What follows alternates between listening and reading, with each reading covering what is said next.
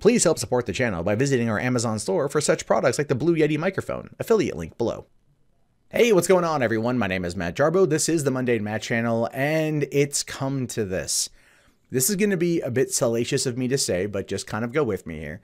This particular title, Hollywood Execs Establish Sexual Misconduct Commission, comes across as, oh boy, as close to McCarthyism as one can get in this new age.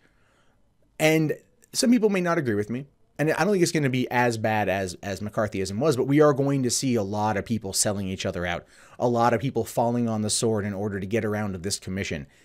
This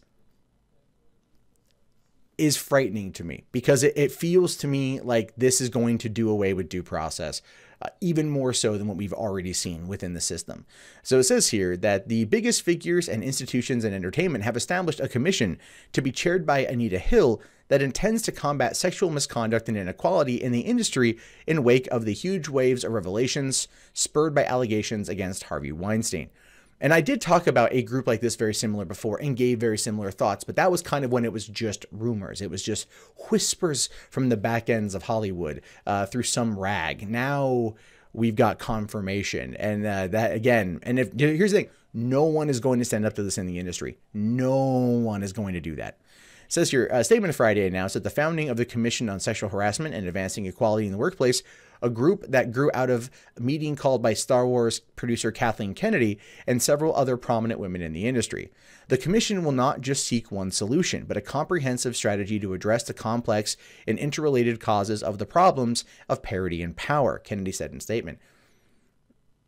That's the thing, right? When you start pushing the equity aspect, it moves away from equality.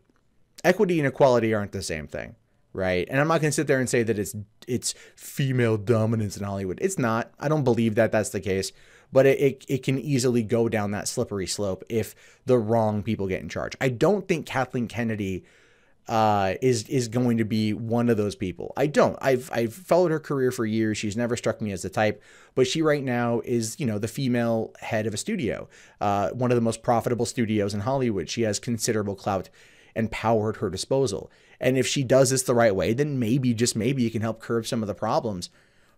But at the same time, I am woefully cautious.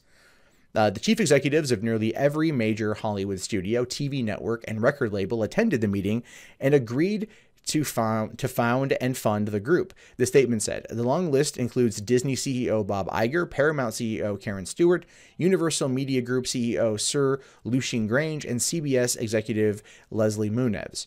The movie and music academies and many of the major agencies and unions that represent entertainers also signed on. Because what else are you going to do? No, think about that for a hot second. What else are they going to do? If they sit there and they go like, I don't want to, then they're going to become the pariah. They're going to become the outsider. Well, you didn't join the commission. What are you trying to hide? Who are you protecting? What aren't you telling us? What secrets are you holding? What do you have in your closet? What did you do that's so evil? And again, it's that snowball effect of accusation. And look at everything we're seeing now. Just yesterday, TJ Miller was accused of sexual assault back when he was in college. His wife, who he met in college, who he knew in college, came out with him in a joint statement and said, yeah, this bitch be cray. But doesn't stop Comedy Central from killing his animated series. And now we're seeing talks today about pulling him from Deadpool 2. Is it ever going to end? Are we ever going to get some aspect, some semblance of due process here? You have Mika Brzezinski on Morning Joe coming out and essentially crapping on the Me Too movement, after the whole Al Franken situation, which makes sense because at the same time, they went on a whole tangent about due process. I've been saying that since the beginning of this, and it just feels that, it's falling upon deaf ears, but this commission comes across to me as a bit frightening. It does. Simply because of the implications of not signing on board. Kennedy goes on to say that the fact that so many industry leaders across film, television, music, digital, unions, agencies, and guilds came together in one room to explore solutions speaks to a new era. Yeah. Again, don't look at it as being anything more than just you have to. Because Hollywood is very much a symbiotic relationship, right? The studios need the unions need the studios need the actors need the studios, music needs studios, things like that. I mean, it's all encompassing. It's all this huge, like, you know, clock that's all got all of these working parts to go at the same time. And if one cog is out of whack, then it throws the whole thing off. And that can happen here. That can seriously happen here. Again, it's one of the reasons why this whole thing is, I think, founded maybe with the best intentions, but the skeptic in me, TM, is very worrisome of what it could possibly lead to. And given the rampant way that this kind of just spread through the industry over the course of the past 3 months, leads me to believe that we are walking into a trap that may not be able to see any way back from. So the group chose as its chair the law professor Hill, who brought the concept of sexual harassment to national consciousness in 1991 when she testified during the Supreme Court confirmation hearings of Clarence Thomas, saying, "It's time to end the culture of silence. I've been at this work for 26 years. This moment presents us with an unprecedented opportunity to make real change." But what change? That's what I'd like to hear, right? And that's the thing. I understand, I guess you could say, what they're saying. And I know they have a parody statement they want to make, like equal by 2020, where it's like equal executives, men and women, and whatever else. But as I pointed out before, especially when you look at the concept of, you know, you could say like equality in the workplace or so on and so forth. You can lead a horse to water. You can't make them drink. Especially when it comes to the tech industry, by the way. So you can lead a horse to water. You can't make them drink. You don't know if it's always going to work out the way you want it to. And it feels, if you start putting those quotas on these companies, what's going to be the consequence if they don't fall in line? Is it going to be a blacklist? Ooh, doesn't that sound a little bit like what happened during the McCarthy era? Right? I mean, one has to only stop for a brief moment. Look at this objectively. Look at this from the long term, 2, 3, 5, 6, you know, down the road, whatever. How many years down the road, and are we going to find ourselves in a situation of looking at Hollywood and saying this person was outed because of an accusation, no investigation, no due process, and they were gone? Or this organization chose not to work with this commission, therefore they are no longer going to be part of our overall growing community. This has the tidings of McCarthyism, while also playing upon the absolute fear that Hollywood execs have over the people that work in the industry. Make no mistake, there is a lot of power at play in Hollywood. What we're seeing now is a power grab left by the vacuum of Harvey Weinstein's very, very sudden and much, you know, I will fully admit, needed departure.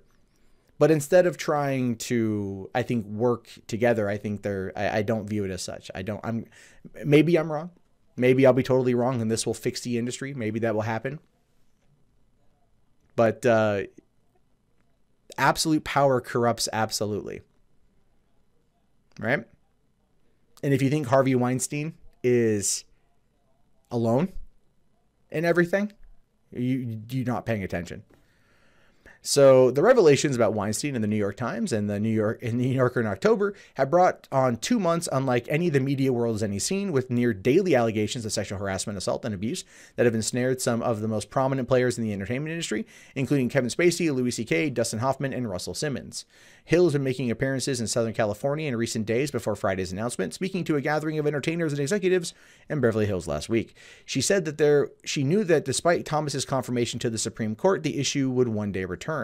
She goes on to say that I never believed 1991 was the end, and I was going to make sure in my life that I never saw that as a defining moment for me on this issue.